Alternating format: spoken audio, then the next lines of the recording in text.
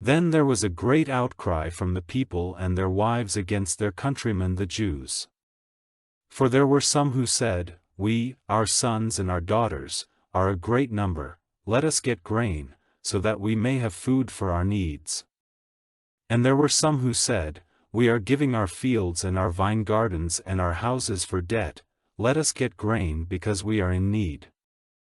And there were others who said, "We have given up our fields and our vine gardens to get money for the king's taxes. But our flesh is the same as the flesh of our countrymen, and our children as their children, and now we are giving our sons and daughters into the hands of others, to be their servants, and some of our daughters are servants even now, and we have no power to put a stop to it, for other men have our fields and our vine gardens."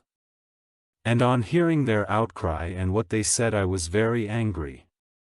And after turning it over in my mind, I made a protest to the chiefs and the rulers, and said to them, "Every one of you is taking interest from his countrymen." And I got together a great meeting of protest.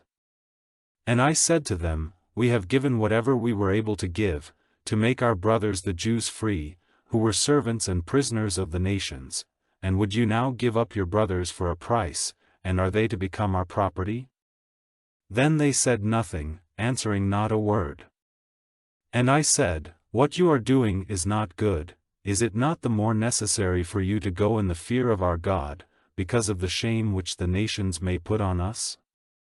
Even I and my servants have been taking interest for the money and the grain we have let them have. So now, let us give up this thing.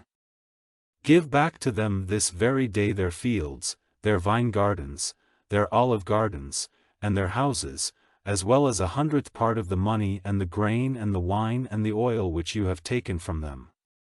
Then they said, "We will give them back, and take nothing for them, we will do as you say." Then I sent for the priests and made them take an oath that they would keep this agreement. And shaking out the folds of my robe, I said, "So may God send out from his house and his work every man who does not keep this agreement, even so let him be sent out and made as nothing." And all the meeting of the people said, "So be it," and gave praise to the Lord. And the people did as they had said. Now from the time when I was made ruler of the people in the land of Judah, from the 20th year till the 32nd year of Artaxerxes the king, for 12 years, I and my servants have never taken the food which was the right of the ruler. But earlier rulers who were before me made the people responsible for their upkeep, and took from them bread and wine at the rate of 40 shekels of silver, and even their servants were lords over the people, but I did not do so, because of the fear of God.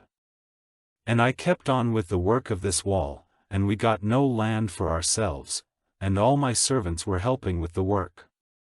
And more than this, 150 of the Jews and the rulers were guests at my table, in addition to those who came to us from the nations round about us. Now the food made ready for one day was 1 ox and 6 fat sheep, as well as fowls, and once in 10 days a store of all sorts of wine, but all the same, I did not take the food to which the ruler had a right, because the people were crushed under a hard yoke. Keep in mind, O my God, for my good, all I have done for this people.